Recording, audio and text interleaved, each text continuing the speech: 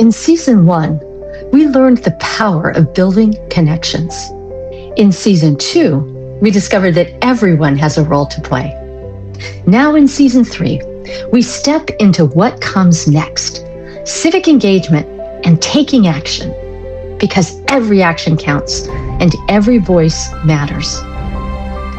This season, we explore the stories of people stepping up, speaking up, and shaping a future that works for everyone. From personal sacrifice to courageous leadership, this is a journey of a nation choosing to participate, one action at a time. Here's Debbie Lynn. In Western civilization, rugged individualism often overshadows this idea of sacrifice, and we associate sacrifice with loss or victimhood.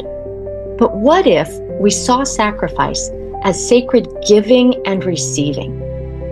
Could our lives transform if we consciously embrace this type of exchange? And could our suffering, both personal and collective, become a path for evolution instead of this endless loop of victimhood, persecution, and rescue? Now, sacred sacrifice isn't always grand or heroic. In fact, some of the most profound examples are woven into our everyday lives. Take parents, for instance, who willingly sacrifice time, energy, and resources to ensure that their children can thrive. They may set aside personal ambitions or move across the country where family lives, or work long hours, or make difficult choices, giving of themselves so their kids can have a better life and have more well-being. And these acts are not seen as losses. They are seen as love in action. Or consider organ donors who make the ultimate willing sacrifice, giving a piece of themselves so that another person can live. These selfless acts transform not only the recipient's life, but also the giver's, because both are forever connected in an exchange that transcends fear and embodies humanity's highest ideals. Now, at its core, reframing sacrifice asks us to see suffering not as a meaningless burden, but as a crucible or a seed for transformation. Human minds are wired to make meaning, to seek meaning, and without it, hardship feels unbearable. But with intention, even life's harshest trials can spark growth. Sacrifice creates a foundation. Leadership and care build on it, guiding others and strengthening the fabric of our communities. And leadership starts with caring about others. Here's Rich Logis. What I'm proud of is that we and our team stuck to building our Leaving MAGA organization when maybe we had our own doubts about whether it would succeed, whether it would have any influence. And what we've done is we've built an organization where we've seen thousands and thousands offer testimonials. In addition, we've also seen thousands and thousands of relationships reconciled between those who leave the MAGA community as well as their friends and family. I became more of an attentive husband, more of an attentive father to my two girls. I realized that my blood family is my primary family, and there should never be any other group who supplants in importance that family. And I think back, and at 50 years old, I think back to how sometimes I did push aside my actual real family for my MAGA activism. And I remind myself of that, not to wallow in it, but just as a constant reminder about how to better prioritize, because the priorities at 50 outside of the MAGA community compared to within, when we juxtapose those two, they stand in stark contrast to each other. Now I wake up, and instead of rushing to an existential war against my opposition and my enemies, I wake up and at least make an attempt to have a little bit more of a hopefulness, a little bit more of a confidence that I made the right decision. I'm not second guessing my choice to have left MAGA. building tolerance and connection in a divided world. Here's Zachary Elwood. Well, I think, some of it relates to the where we're at as a society with the polarization. I find it, multiple people I talk to in Portland will remark on, the difficulty of having conversations, which is partly just where we're at as a society, but probably more so in Portland than some other places. This is also another just societal issue, I think, especially post-COVID, but I feel like a lot of people have kind of drawn in on themselves a bit, like socially, like there's just less going on socially, and that was already, a problem with like modern society's isolation and loneliness, the bowling alone kind of factors. Did you know that engagement goes beyond the ballot?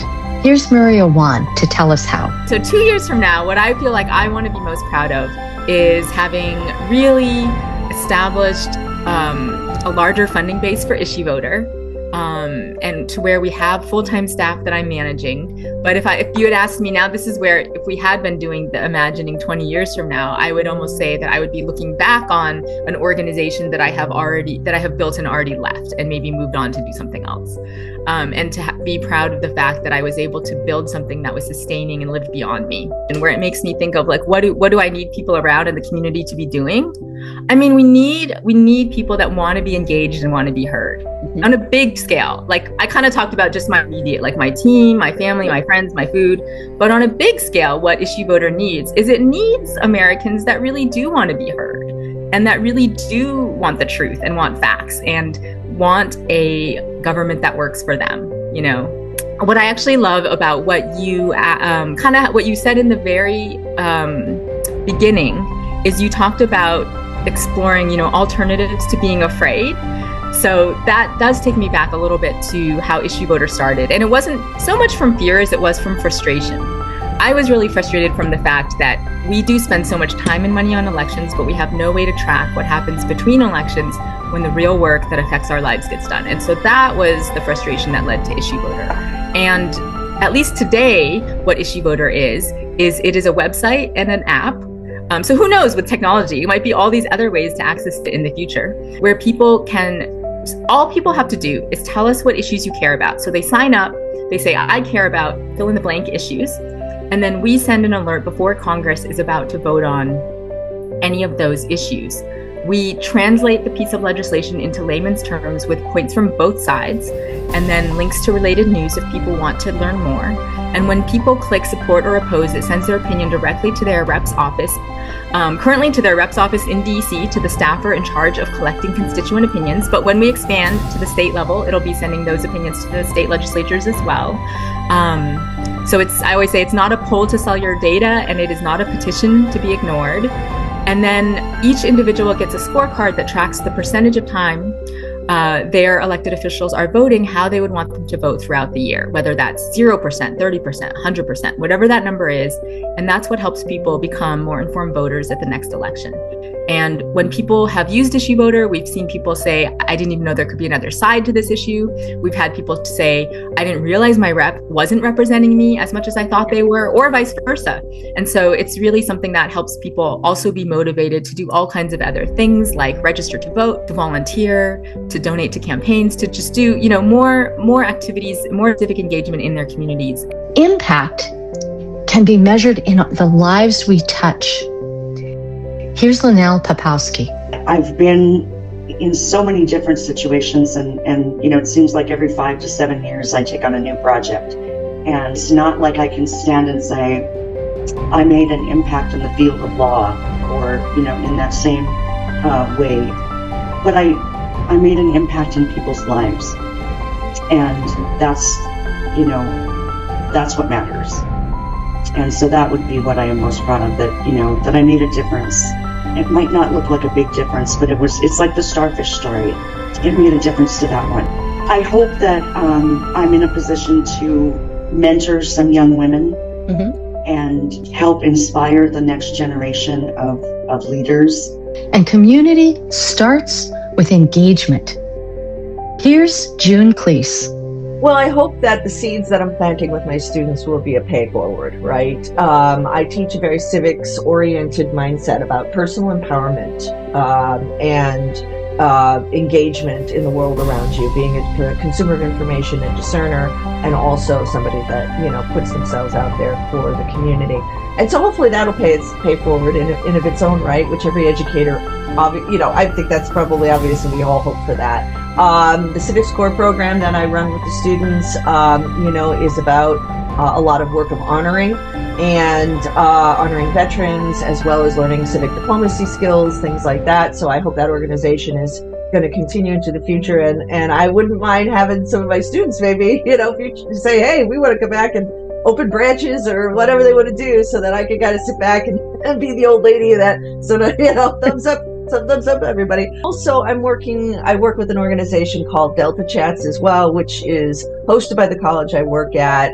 And what that purpose of that organization is to bring in people who are leaders within the community already, to help them connect to state, national, regional resources on bridging differences, having healthy dialogues, having healthy conversations, and just connecting people to this larger phenomenon that's happening in the early 21st century all across this country, which is really so much hope lives in this civic wellness and health movement.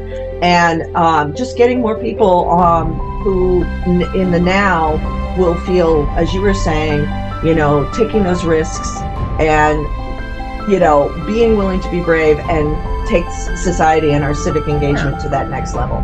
Season 3 of Terrified Nation reminds us civic engagement, community, and action define the future we are building together. Every action matters, and every person has a role. The courage to sacrifice, to lead with care, and to engage in our communities creates ripples far beyond ourselves. Together, this is how we shape a future that honors connection, responsibility, and hope. Civic engagement isn't a task on our to-do list. It's being part of a community, answering the call. Because the future we build begins with the choices we make today.